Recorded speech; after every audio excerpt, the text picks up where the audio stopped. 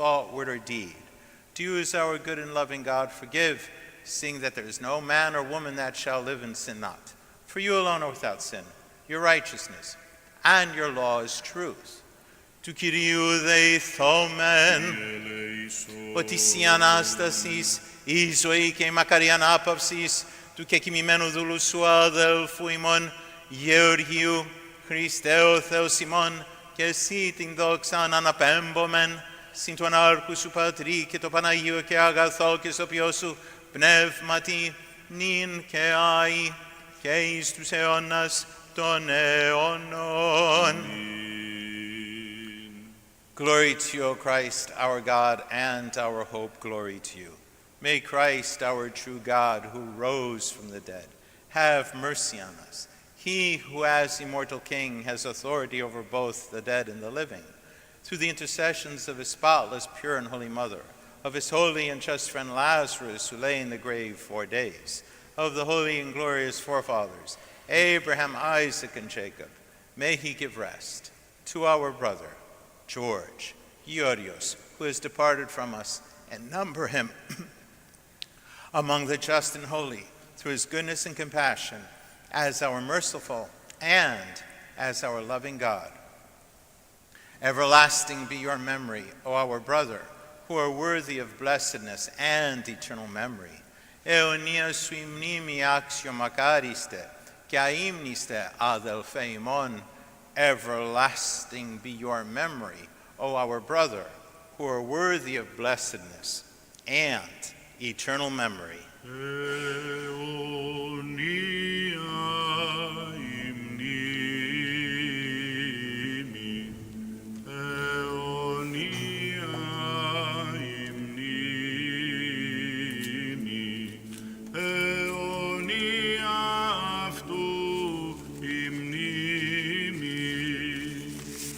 Eternal be his memory. Eternal be his memory. Eternal be his memory.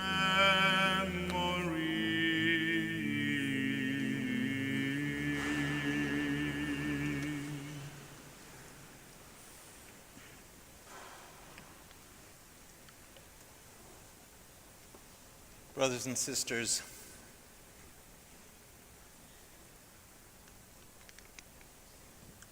I can't help but observe the St. Sophia Cathedral representation here this morning across the generations. And it's heartwarming. And I see representation, of course, from our sister communities here as well. I've been here long enough that I know what the village looks like. And of course, we welcome all of you who are not part of our immediate communities or families. But truly, we're all one family, right?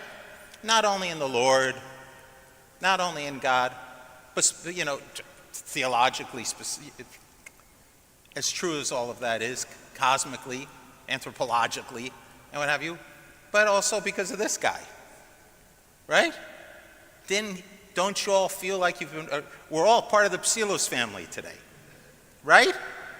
That was his electromagnetic field, his vibe, in the good sense of the word. Okay, so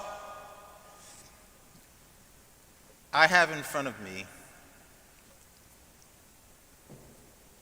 and you know, I've made so many mistakes in my life. I've done so many things wrong, most. But one of the best things I've ever done is ask a family for a biopic.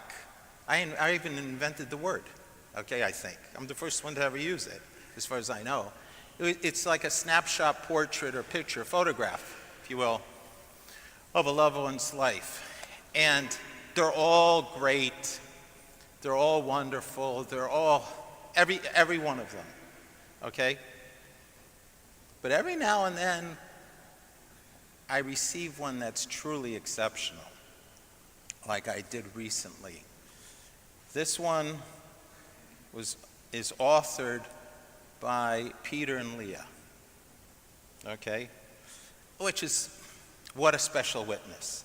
What a special testimony, okay? When your children eulogize you. Your children, okay? It happens, but it's rare. And of course, when your children eulogize you, and it's especially in this case, the eulogy, we have to remember the word eulogy comes from the Greek evlogos, or good word, or blessing, evlogia. This good word or this good blessing is not so much from the mind as it is from the heart. Okay? Straight from it. Okay? It's coming from the heart. And guys, I don't know if you realize, okay? I don't know if you realize how theologically profound your heartfelt eulogy of your father is. Okay? And we're gonna explore this here today, because this is not just witness, it's also testimony. Okay? It's also something that intersects the horizontal, everything that occurs in space-time, past, present, and future, but also the vertical, which transcends space-time and connects us to the eternal. And the eternal, brothers and sisters, is every single moment. Okay? The eternal is not just about some kingdom of heaven, which sometimes I refer to as Disneyland in the sky. Okay? The kingdom is now. It always is. Because the kingdom is eternal. So it intersects every moment, even within physical time. So let's just launch into this. And I recommend you guys circulate this amongst the family. If I had any decency, I'd just read what you wrote and keep my mouth shut, okay? Because it's so beautiful. But I'm indecent sometimes, and I'm going to comment as well. So you begin thusly. George was truly the sweetest man you could ever want to meet. His smile was so pure, genuine, and contagious that your face would instantly become warm with love and happiness. I mean, lots of people say that about their mom or their dad or their yaya or their papu or whatever, what have you. But you're the first ones in my 42 years of doing this, okay, who associated this with your face. In other words, the face of the other. Okay? And I'm always up here and you look at me like I've got 6 heads, and I understand. I do. I'm always up here talking about electromagnetic fields and vibrations and this and that and so on and so forth. But it's true. It's not only true in terms of physics, it's also true spiritually. We're always transmitting and receiving, okay? These are morphogenetic fields. Theologically, we refer to it in the church as the Logos, okay? The second person of the Holy Trinity, the Hagia Sophia, the Holy Wisdom, okay? All right. That your face would instantly become warm with love and happiness. Theologically profound. Why? Because what's the Greek word for face? Prosopon, right? Prosopon. Where does that derive from? Prosopsin.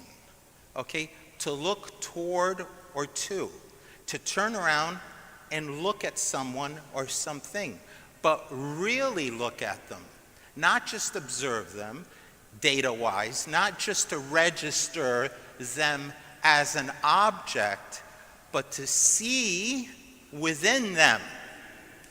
Okay? To note, to notice, the icon of Christ in the other, the image and likeness of God. Okay? Because it's a spiritual law. You've heard me dozens, hundreds of thousands of times now I'm saying these things. Okay? What you acknowledge in the other, you affirm in yourself. Okay, now whether or not he was conscious or aware of this theology, it doesn't matter. Who cares? Jesus wasn't a theologian, and he certainly wasn't a priest, for God's sakes. Okay? He was a mystic. And what is a mystic? Someone who connects you to the Father. Okay? So, by making your face feel warm and love, this is proof positive, my brothers and sisters, that he was looking inside of you all, okay? And he was seeing who you are at the core and at the essence, thereby acknowledging or affirming it in himself, okay? When someone truly sees you as such, your face lights up with what we refer to in the church, the Phos Christou, the light of Christ. Again, you don't have to be conscious of this process. As a matter of fact, when you're conscious of it, it's an impediment. Some are just naturally attuned to this. So the guys continue, Peter and Leah. No matter how much pain he endured while ill, his smile always pierced through to make sure you, again, this I hope you business, okay, you knew he would still be there in your heart, no matter what the circumstance. I love it when people affirm everything I'm saying up here. It's true. This is, again, you are making the point, okay, again and again. Pierced through what? The pain. But as Christ said, I have overcome the world. Hence, Christ has overcome all pain. And the smile, my brothers and sisters, and in his case, his smile, did you ever notice? His smile always reached his eyes. He didn't smile just with his mouth, but with his eyes. Okay? And he had an interesting sense of humor, too. His smile always reached his eyes. His smile reveals the love and the light of Christ. Okay? This is what pierced through the pain, the love and light of Christ. And entered the heart, once again, entered the heart of the other, heart to heart. In the theology of the church, once again, we've referred to it as the Phos Christou Pheni Passi, the light of Christ that shines upon all, okay? But it has to shine through something. It doesn't come from above, it comes from within. We don't believe in telecommunication satellites in the church. No. These guys continue. It was so powerful that every grandchild searched for his face and called out Papu. I noticed the Papu wreath here. Called out Papu first as soon as they entered his house to receive a smile, a gentle kiss, and a loving embrace. Yes, brothers and sisters, the title of Papu, which is greater than the title of patriarch, which is greater than the title of archbishop, or of metropolitan, or bishop, or priest, or deacon, or any other title you can think of. Greater than the title of President of the United States, Papu. Yes. For truly, to pedi tu pediumus io fores pedimu. The child of my child is 2 times, and sometimes we say dekatesteres fores, 14 times. Hideous fores, 1,000 times. Okay. You can't explain it, brothers and sisters. I now have 5 of my own. Okay, you can't explain it. You can only feel it. And the feeling can only be communicated through the heart. Without words, it transcends words. It's a vibratory, emotional connection. The electromagnetic field, that was fun. This, and then Peter and Leah continue, this is the embodiment of who he was. The embodiment.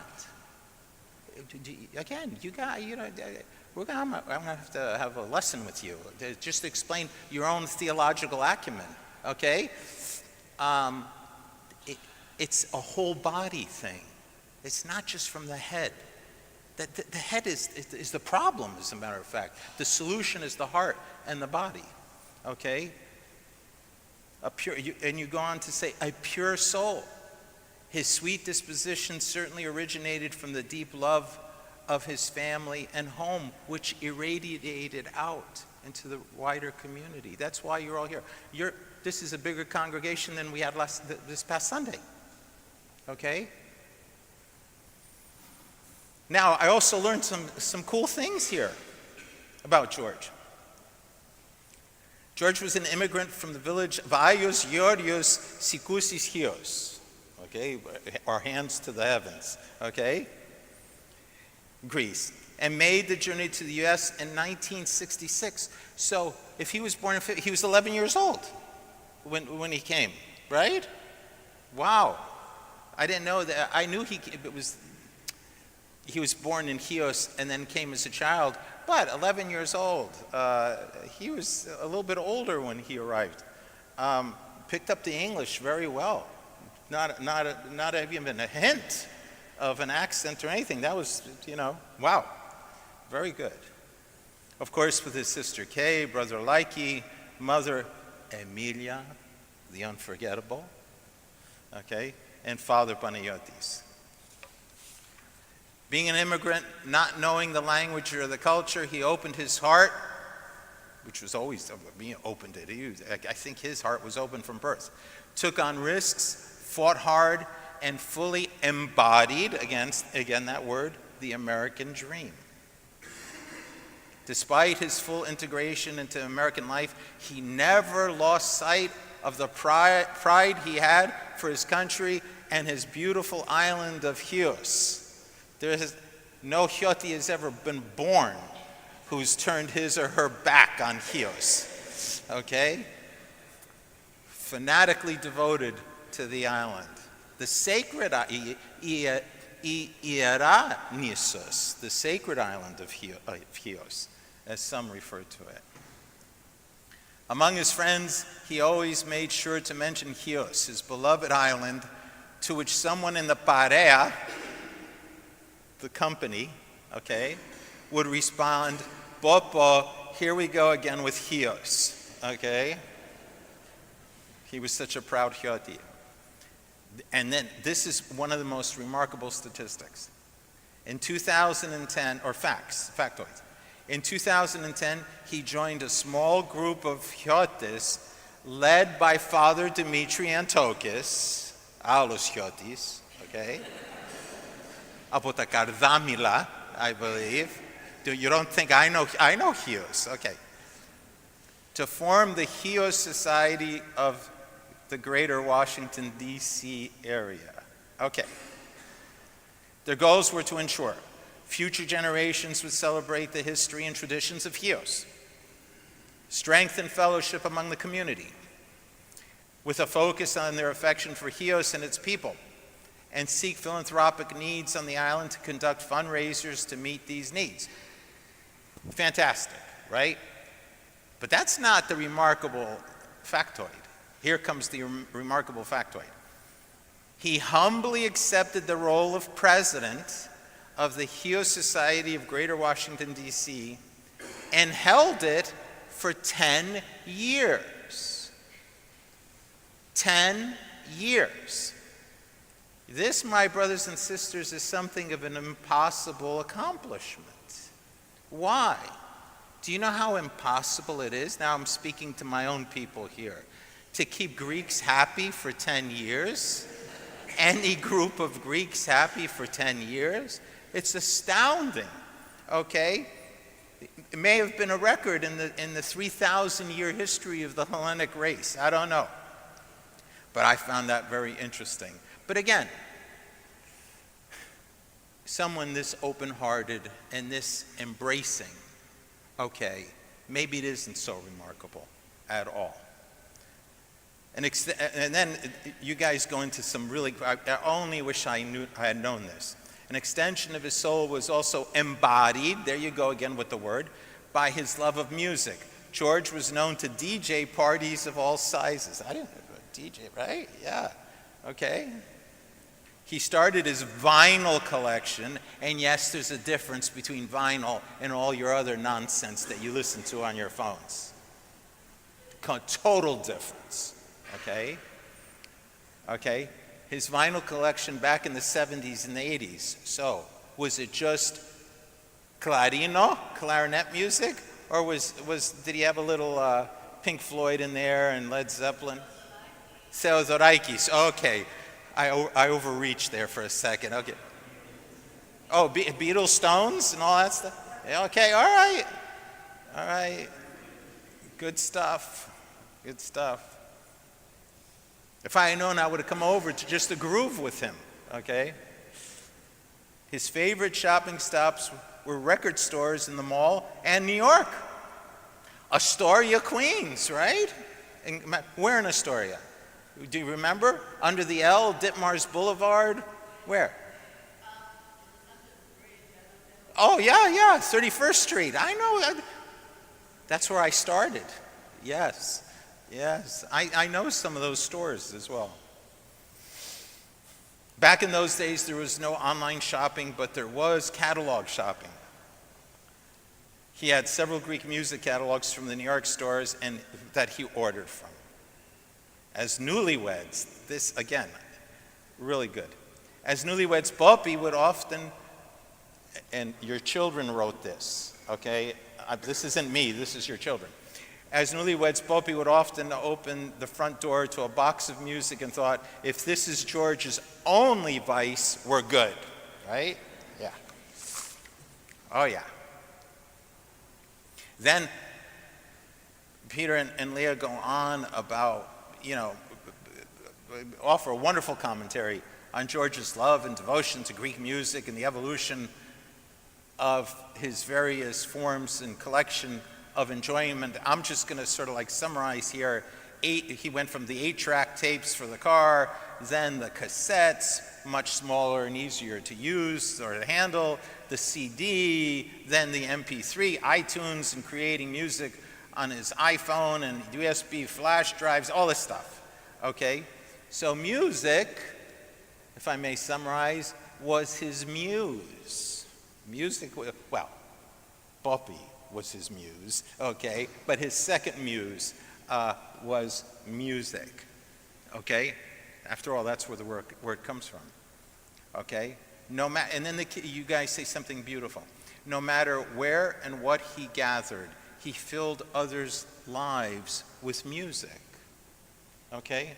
It's like, it's soul, that's soul sharing. We always think of, hospitality is shoving food in a guest's mouth. Yeah.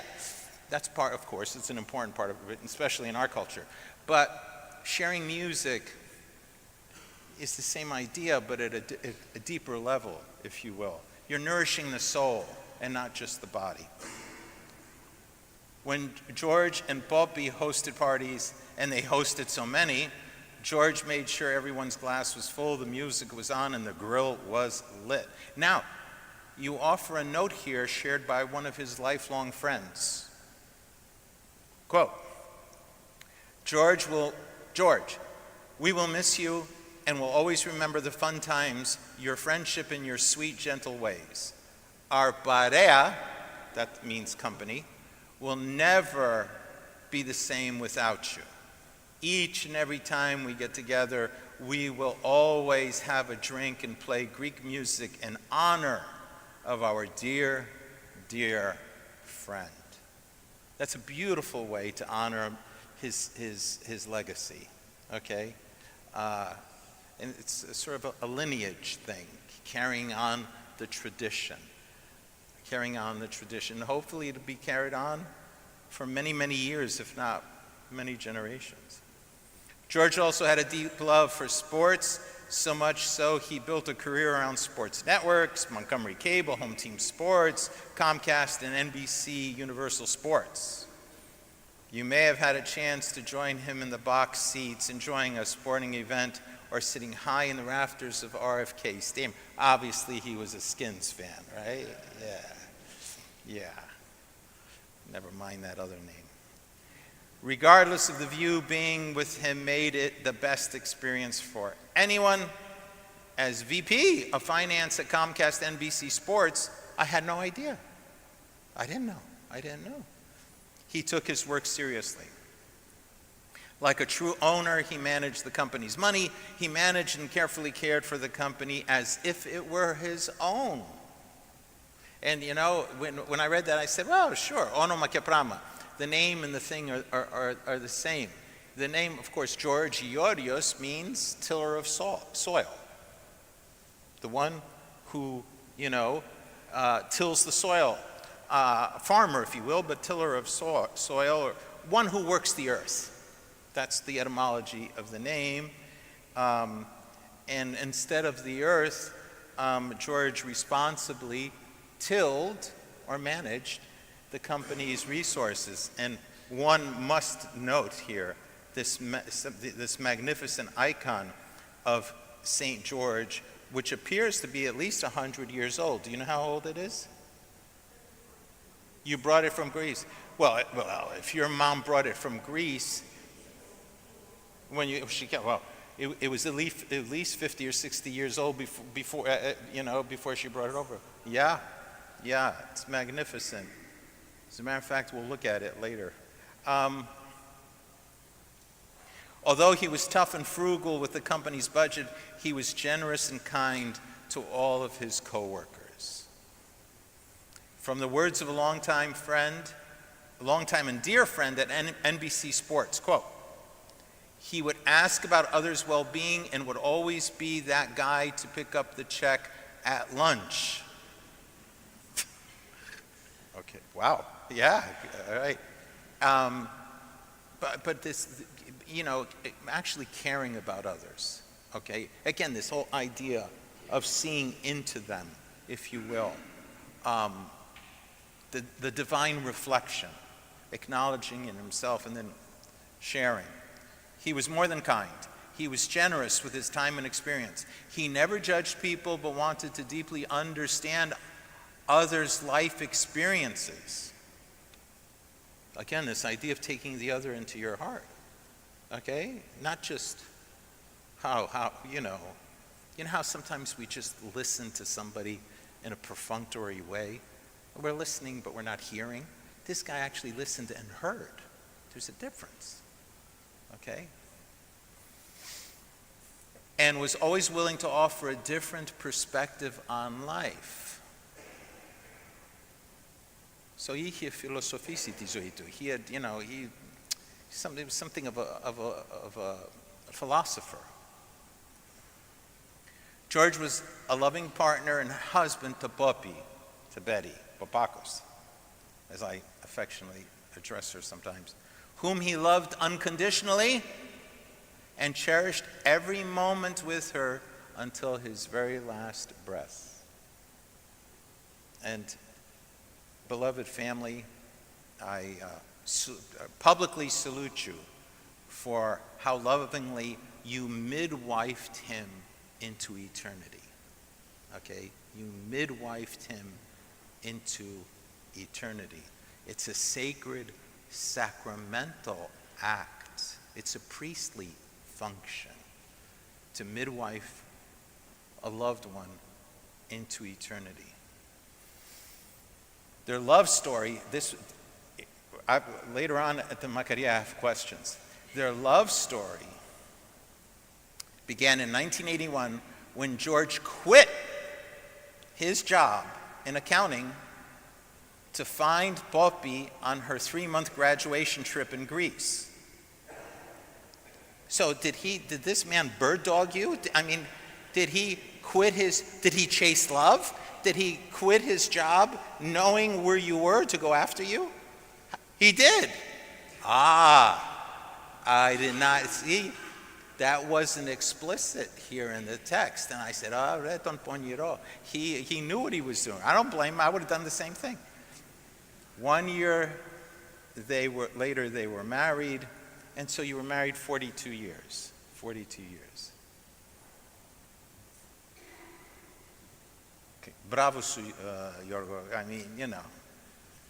There's so much, everybody's so confused these days, right?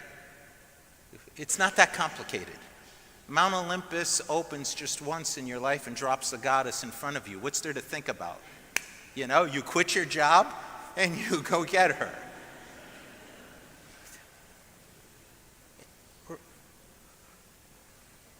I think listening to people in counseling sessions, I'm suffering from PTSD. I just don't understand what's happened. Anyway, so we congratulate him for his clarity of thought, mind, and heart.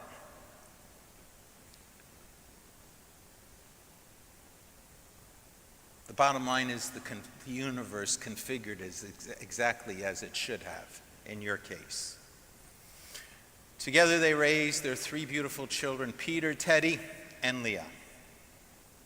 The house was always filled with grandparents, siblings, nieces, and nephews, and the beautiful grandkids.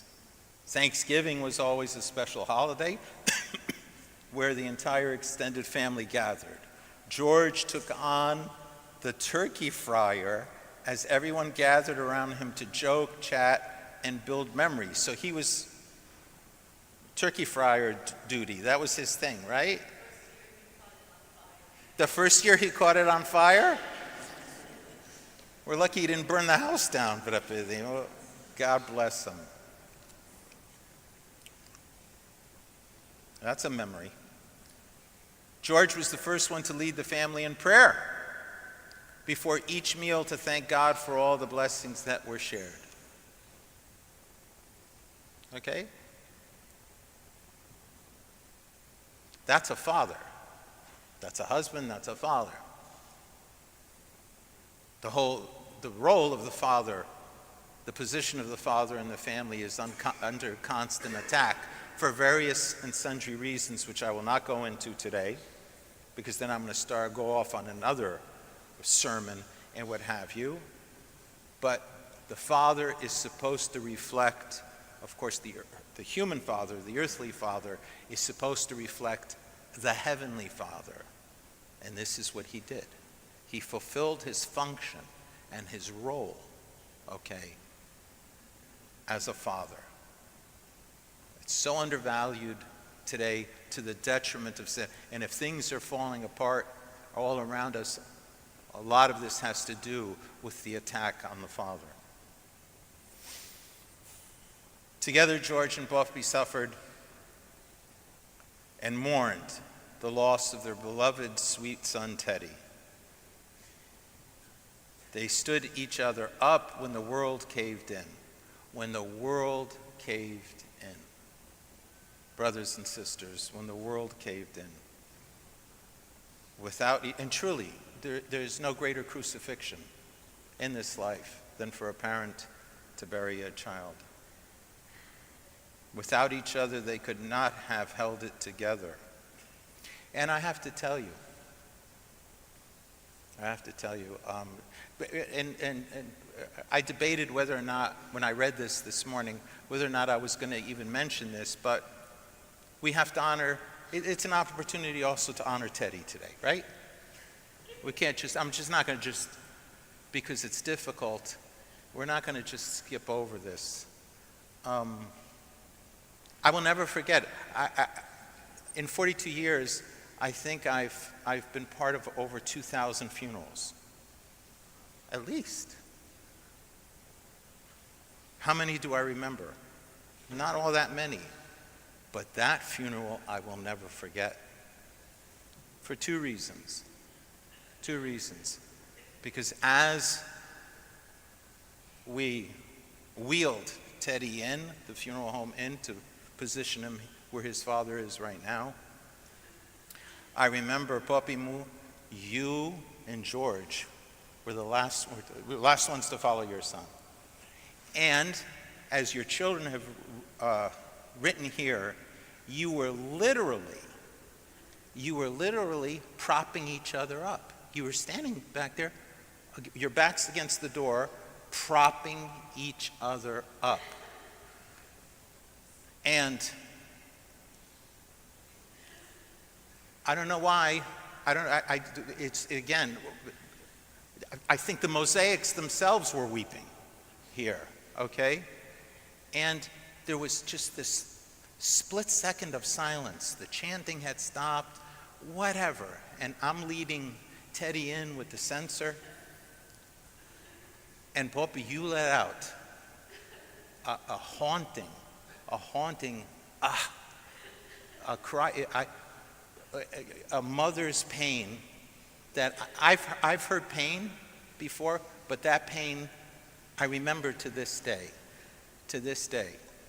And it was so poignant, and it was so heartfelt that when I returned into the altar, there were three other papa. We had four priests that day, right? Myself, Father Antokis, Father Dimitri Lee, and Father Pavlakos. I had to give George Theodoridis this sign, which means extend, okay?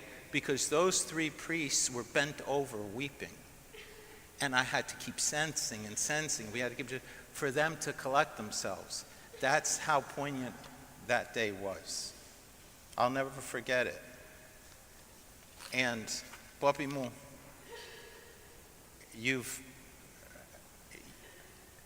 I don't know how your body continues to produce tears, to tell you the truth. I really don't, because this is a difficult, an impossible thing to understand. How one woman would have to, by necessity, bury a child and now a husband. Of course, we take comfort, though, that in the realization and in the conviction that George, Teddy, Emilia, Panayoti, and all those others, and this Psillos family has known a great deal of adversity and pain and anguish over the decades, that they are together again.